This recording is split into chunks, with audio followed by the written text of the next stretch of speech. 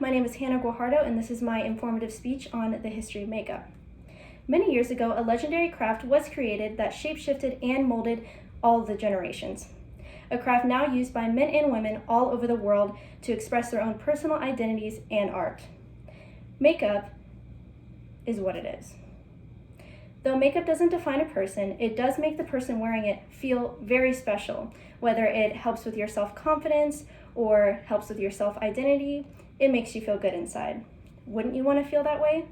Get ready to impress your girlfriend with your newfound knowledge of makeup, or grab a pen and some paper and take down some notes as I go along.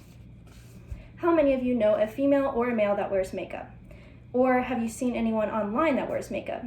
Online is probably the more popular place that you would see these things, such as Facebook, Twitter, Instagram, and YouTube.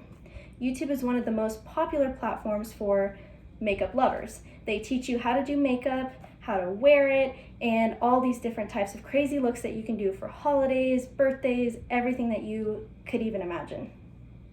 Do you think they know the history behind the makeup that they're wearing? I've personally never seen a beauty guru talk about the history of makeup. Now, the history of makeup dates back to the ancient Egyptian times. We can see in these hieroglyphics that they are wearing eyeliner and eyeshadow and probably some form of lipstick.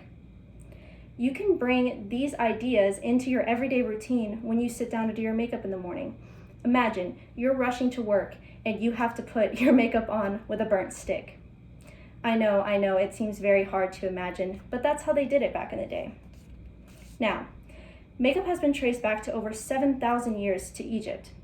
It goes back a little bit further, but we have hieroglyphs from Egypt that give more solid proof that makeup was used.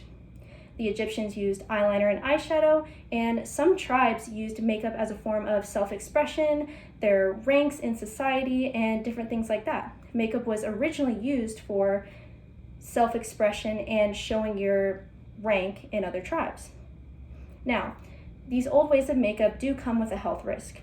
Some makeups were made with lead paints and powders and all types of things that caused respiratory illness back in the day. Some other things that have evolved over time is tools. We have a makeup sponge now. Now you might be able to go dig around in your mom's makeup bag or your grandma's and find a little wedge. Now we have a thing called a beauty blender that gives you a great flawless finish to your skin, a more natural look that we do now. Now that we've covered the history of makeup, let's move on to how to apply a healthy, fresh face. The most popular trend today is a very dewy, natural look, rather than the old powdery look that we had in the 1800s that you can see examples of in art. Or you can remember sort of the look that we had going in 2010 where it was a solid face base and a lot of concealer. Now, the first thing you can do is picking the right foundation. I recommend a CC cream, especially the IT Cosmetics Dewy Cream. It gives you a great finish to the face and it just applies beautifully.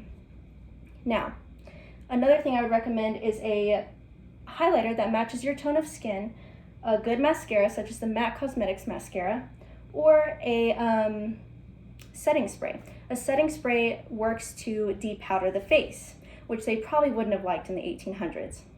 Now that we know how to apply a healthy face of makeup, finally we will see how makeup inspires others every day.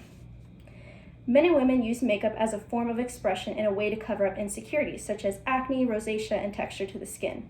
It's also a boost to your self-confidence and helps with self-identity for those that are questioning. It can improve your physical appearance, such as covering, like I said, different textures to the skin and all types of things. Makeup can improve your confidence by covering up these insecurities that you may have, though it's not always necessary.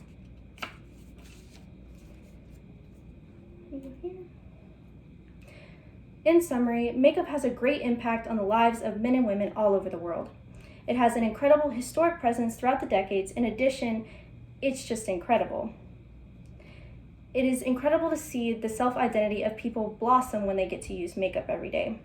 I believe the words from Francis Nars, creator of Nars Cosmetics. To me, the essence of truly modern makeup is the freedom to be yourself, to express who you are. In today's standards, this is very much what we practice today. It doesn't matter if you're a man, a woman, a dog, or whatever.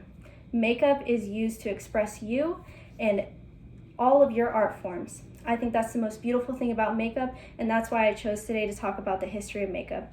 I hope that if you take one thing away from this speech, it's that next time you see someone wearing makeup, think about the history of that makeup and how they walk around doing the same things that the Egyptians used. Maybe not the same tools, but the same principles. Thanks.